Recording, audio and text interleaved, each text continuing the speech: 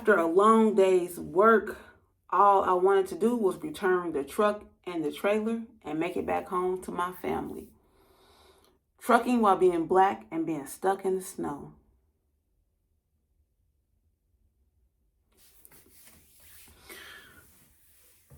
Okay, so January the 25th into the 26th, there was a snowstorm. It snowed between 16 and 20 some odd inches. So that Monday the 27th, Monday the 26th, I did not have work because of the weather. The 27th, I was slated to return to work, so I made my way to the drop yard to pick up my truck. I could not get my personal vehicle up into the drop yard, and I could not get my tractor out. I informed the owners of what was transpiring. I offered to drive my personal vehicle to do one portion of my job, and so that's what I did. In the meantime, they cleared the property to the best of their ability, and they got all their vehicles unstuck. I inserted a video. I'll insert a card here for my workday experience there, so you can check that out. All right, so on the 28th, I went to the drop yard to go to work. Had no problems getting the truck and trailer out.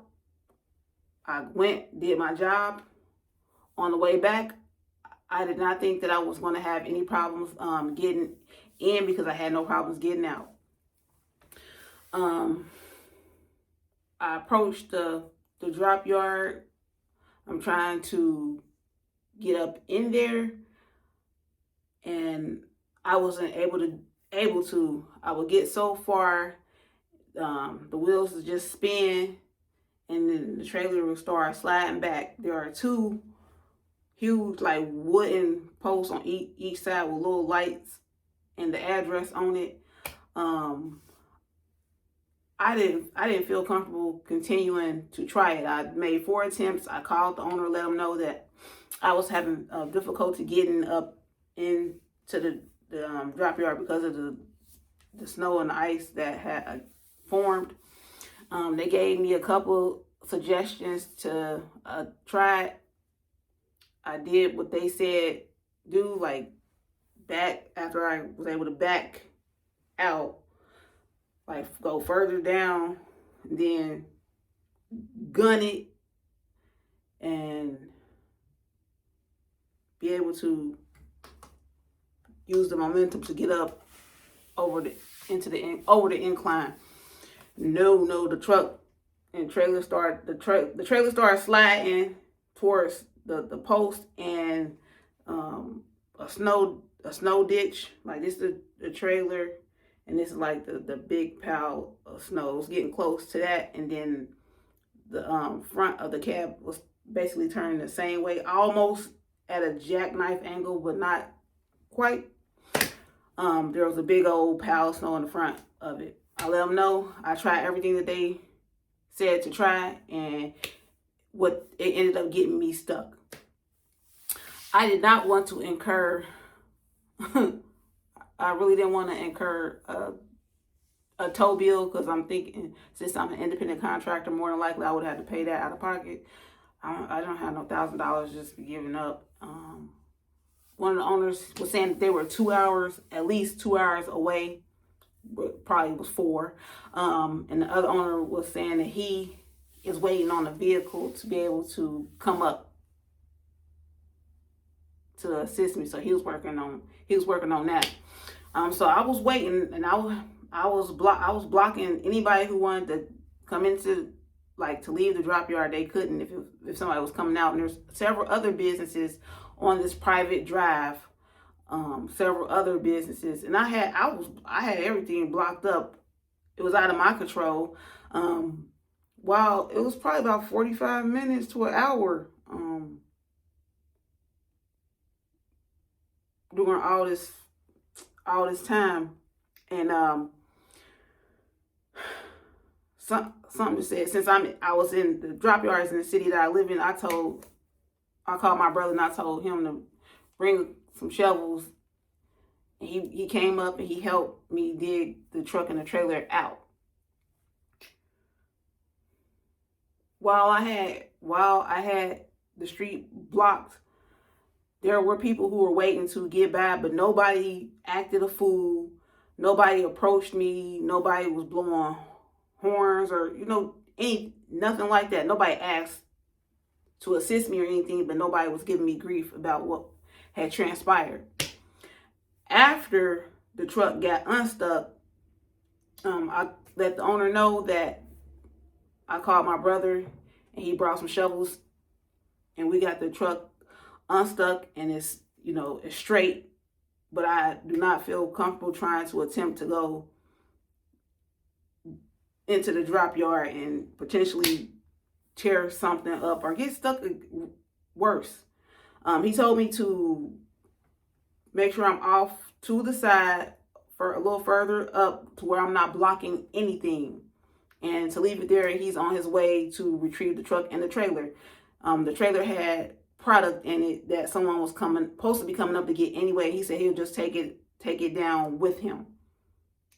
So I'm retrieving my belongings out of the truck to be done for the night's work. A gentleman approached me, came from way back 53 feet up to me screaming and hollering about how I'm blocking his business. This is his business. I cannot be parked here. I must move. I was a little thrown back initially because he was yelling and hollering and I was just like, what? And he repeated it the same way with aggression. Let me know how he's the owner of this business and blah, blah, blah. I told him a few choice words and I told him to back up off me and get out of my face talking that crazy mess. When I gave him the same energy that he was giving me, all of a sudden he's like, oh my God, you're yelling and screaming and cussing at a 16-year-old. I'm 16. It's dark outside. It's a man, or what appears to be a man, talking to me like a man, sounding like a man. As far as I was concerned, it was a man.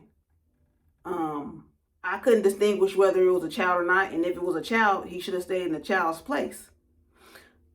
He, says, well, if you're not gone in 10 minutes, he's calling the police, and he storms off in his vehicle. Probably not too long after, an older man came up, approaching me on the same type of time this young man was, but worse, more aggressive, more anger, more hostility, more evil, complaining about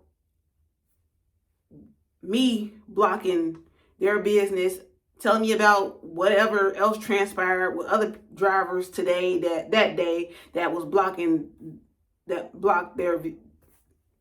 I'm just like, I don't have nothing to do with none of that.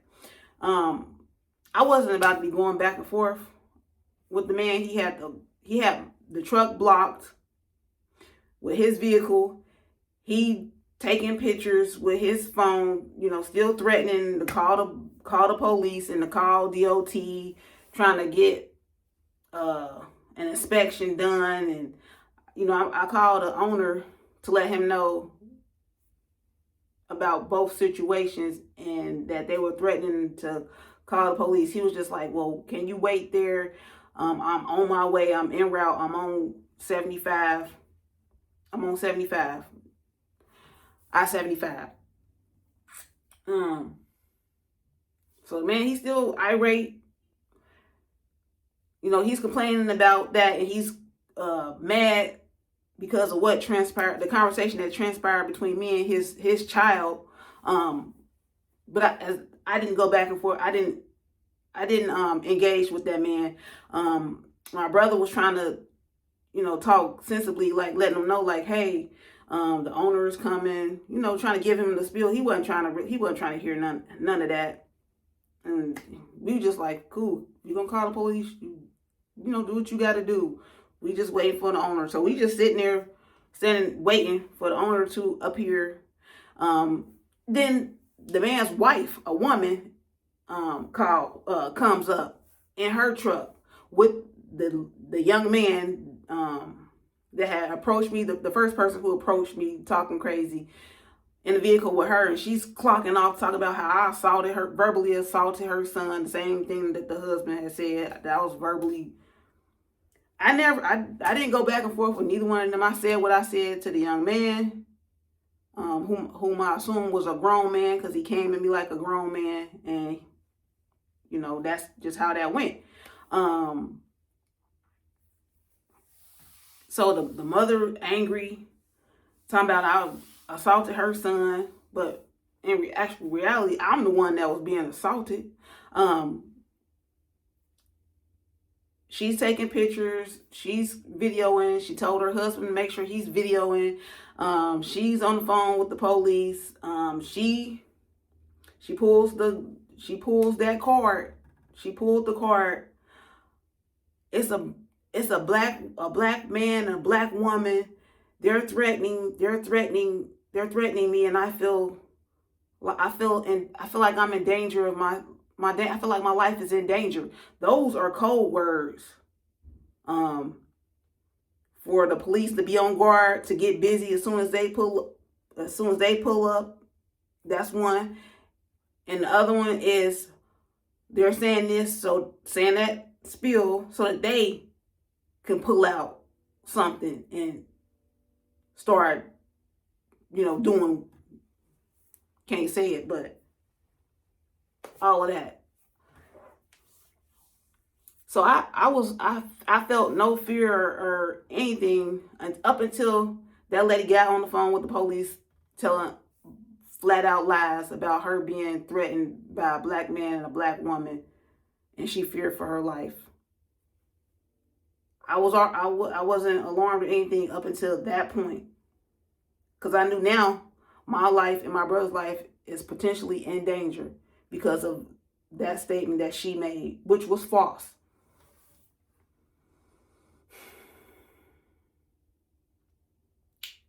The owner of the company that I work for ended up pulling up the police.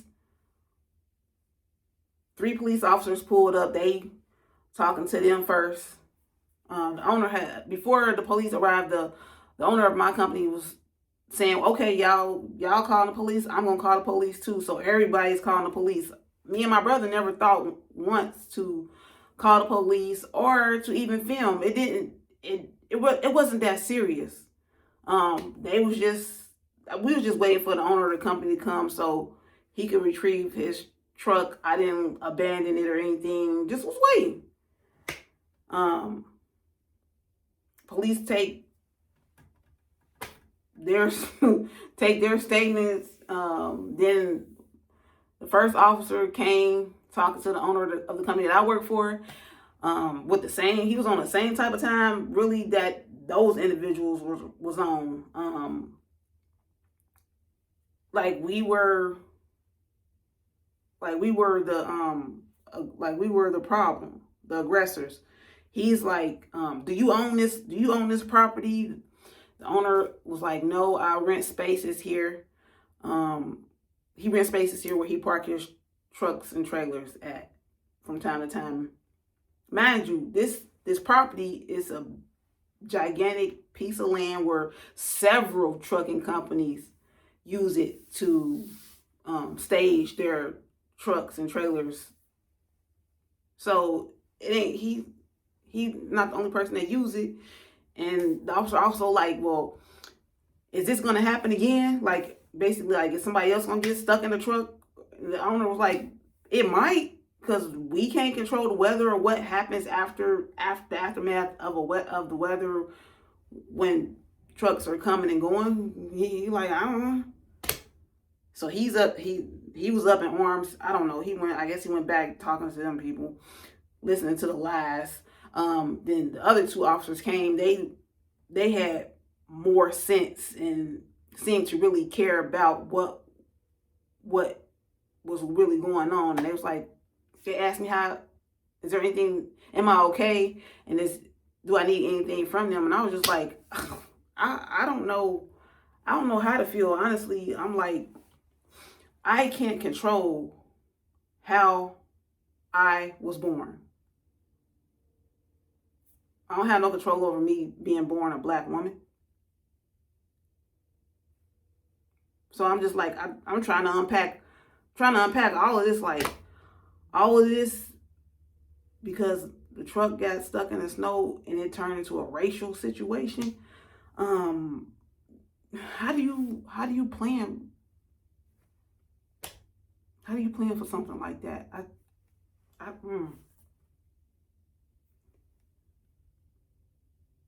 They were saying like, oh, it's a lot of arguing back and forth, and I was like, no. I said the only people who's arguing and yelling and screaming is those individuals over there. And then the owner of the company I work for, he told him like, hey, I was arguing, I was fussing and cussing and blah blah blah, but I'm like, me and my brother, we didn't do. We was just quiet, just letting everybody else do the talking. We just didn't engage to, add more fuel to the fire. So the officer cleared me to leave. My brother didn't have anything to do. He didn't have anything to do with it. He was just helping me get unstuck out of the snow. That's all. That was his only part in it. And I'm just the driver doing my job and trying to get home. Do my job and get home. That's all I was trying to do. I'm trying to understand. They complaining about, they're saying the little young man said he was 16, then the parents come and they're saying he's 17, but why did y'all send a child to do an adult's job? That's one thing that boggles my mind, and why that woman just told a flat out lie about being threatened and being in fear for her life when we didn't threaten her.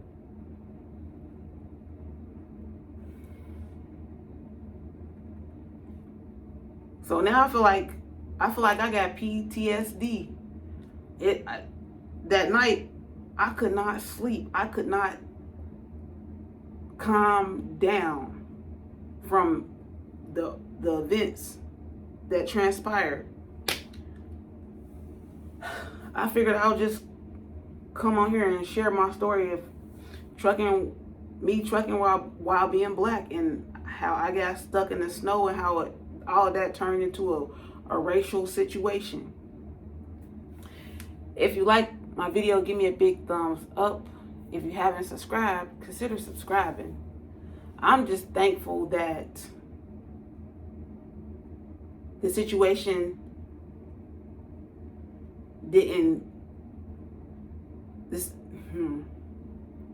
I'm just happy that me and my brother made it out unharmed.